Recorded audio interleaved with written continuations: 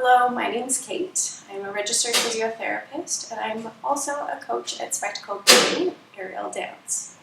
Today we're going to be talking about the debate of should we teach kids to shrug or should we not shrug? First, let's start off with looking at what we mean by shrug or not to shrug. So if she shrugs, her shoulder blade comes closer to her ears. So it is the shoulder blade moving, and that's the elevation of the shoulders. Then, if she doesn't shrug, she retracts and depresses the shoulder blade and increases the distance from her ears to her shoulders. This all happens from this trapezius muscle right between the shoulder blades, as discussed in the previous video.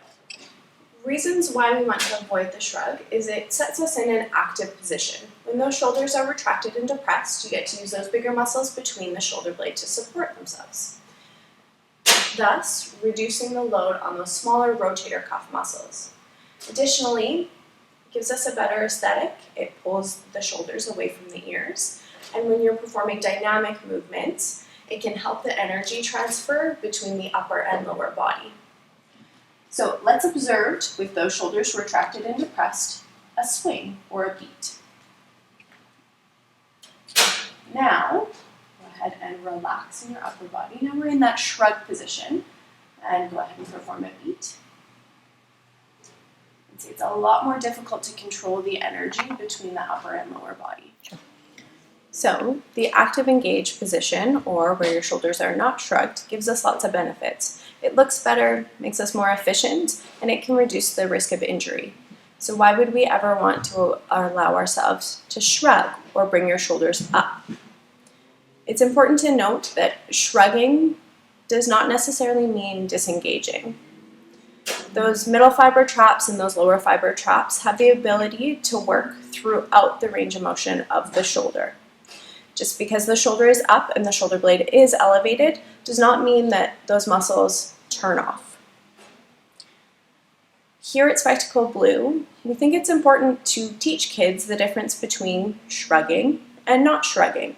So we do use it in our training. For example, as a teaching tool, when you have kids hanging off of their arms, to have them understand the different positions that their shoulder blade can be in, we do let them go to the top, but they also have to be able to then depress the shoulder down. The next thing we use it for is an increased range of motion.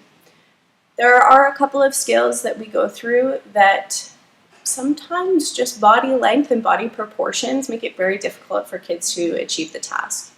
If you think about piking up or piking down, sometimes what we will do is when a kid is coming down, we'll allow them to protract or bring their shoulder blades forward and allow their shoulders to come up just a little bit, still thinking about that engaged position to allow them to achieve the task.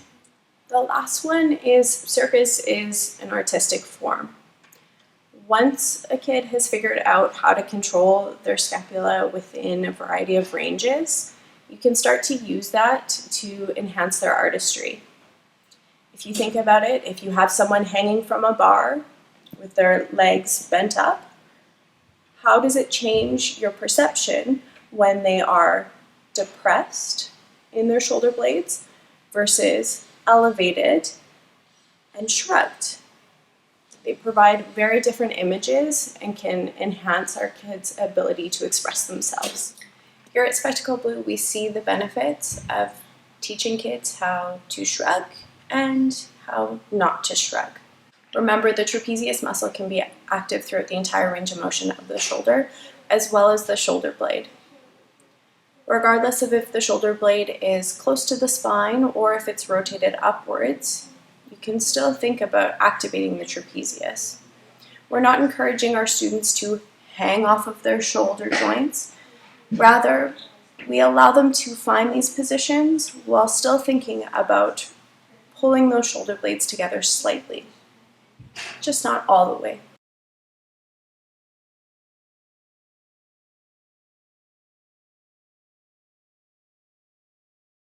Thanks for joining us today, and I hope you got something out of today's teacher content tip. If you're looking for some of our other tips, you can head to our website at www.spectacleblue.ca.